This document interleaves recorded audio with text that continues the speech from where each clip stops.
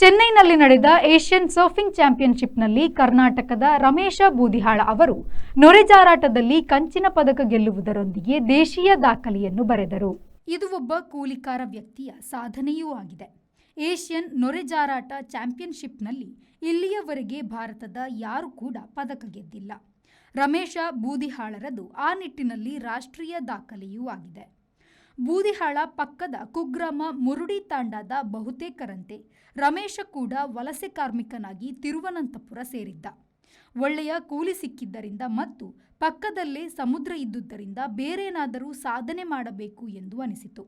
ಹಾಗಾಗಿ ಆತನು Kovalam ಬೀಚ್ನಲ್ಲಿದ್ದ Thiruvananthapuram beach club ಸೇರಿ ಜಲಸಾಹಸವನ್ನು ಕಲಿತ. ಸರ್ಫಿಂಗ್ನಲ್ಲಿ ಹೊಸ ವರಸೆ ತೋರಿಸಿದ.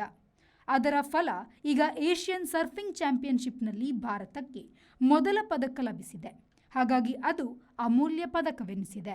Bureau report, V4 news, Chennai.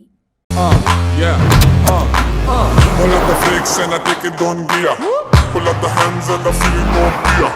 I dig it on. I sick a John. Take it on the row and the show and the pull up the flicks and Volkswagen Virtus, German engineered for unmatched safety. Volkswagen Mangalore, Airport Road, Yeyadi, Mangalore. Volkswagen.